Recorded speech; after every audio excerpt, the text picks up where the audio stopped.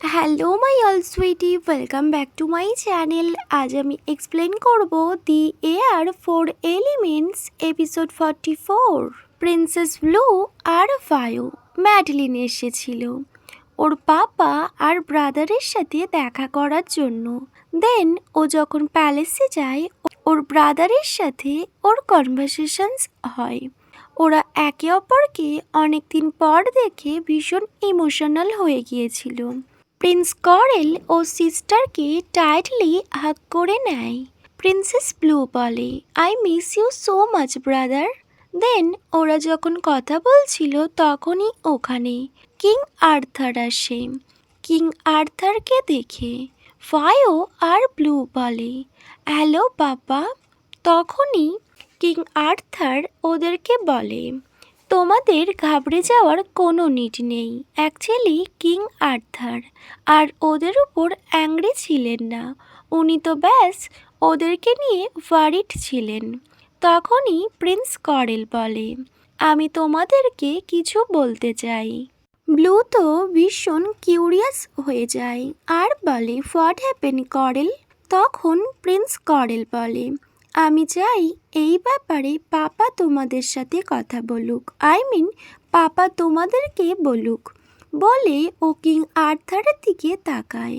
Princess একটু confused হয়ে যায় আর বলে, what do you mean Carol? তখন করেল বলে, 2 ইয়ার্স পর যখন আমি কিং হয়ে যাব তখন আমি রয়্যাল রুলস সব চেঞ্জ করে দেব। লাভ করার জন্য কখনো কাউকে রয়্যাল স্ট্যাটাস স্যাক্রিফাইস করতে হবে না।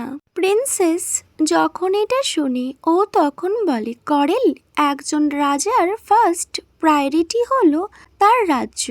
তার জন্য অন্য কোনো রুলস রেগুলেশনের কোনো নিড নেই। এটা শুনে করেল বলে, পাপা যেমনটা হোপ করেছিল তোমার অ্যান্সার ঠিক তেমন।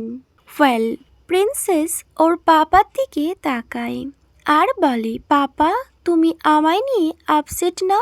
সো ওর পাপা রিপ্লাই করে, আমি তোমাদের মধ্যে কখনোই আসবো না, কজ তুমি আর ফায়ো একে অপরকে লাভ করো। আর আমি করেলের ব্যাপারেও কিছুই বলবো না, কজ করেল যেটা মনে করেছে ও সেটাই করতে পারে, এটা ওর প্ল্যান।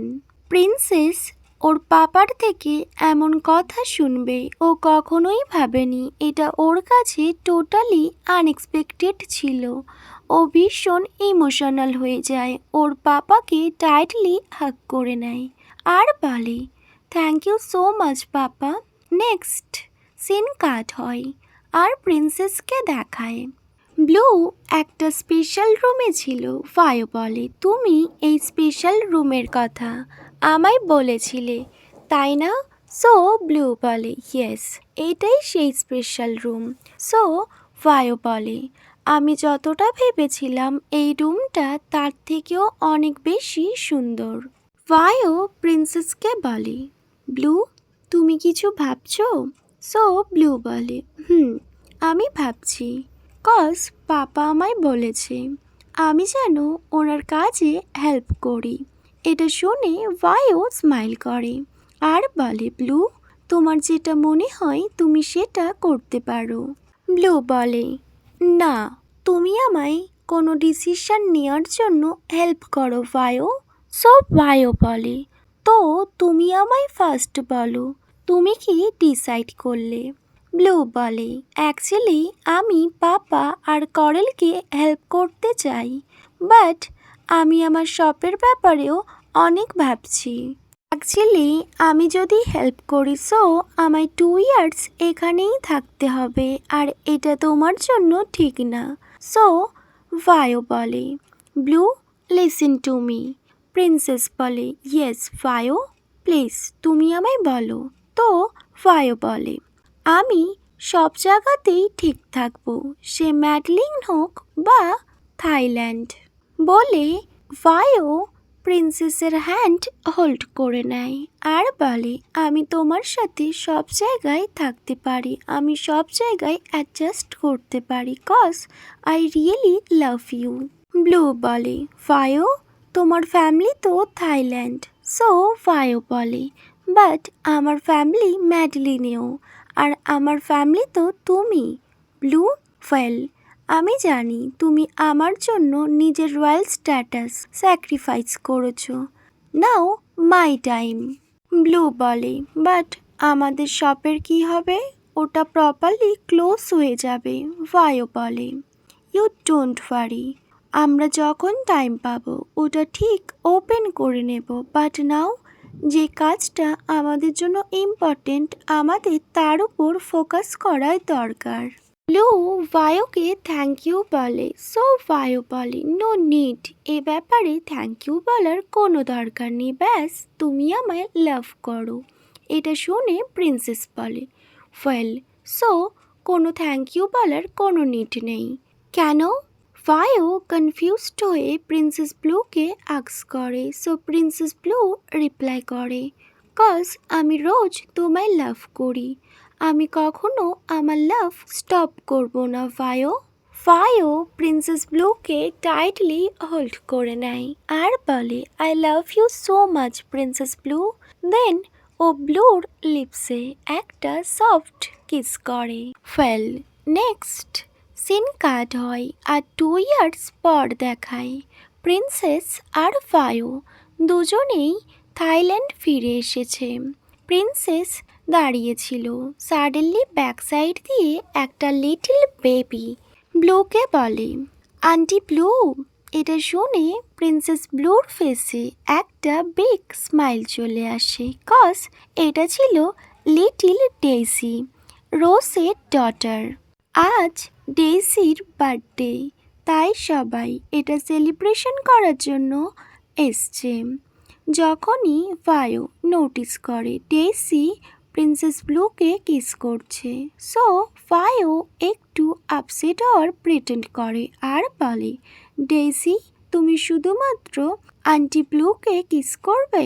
তো ডেইসি ভায়োর চিকসে কিস করে।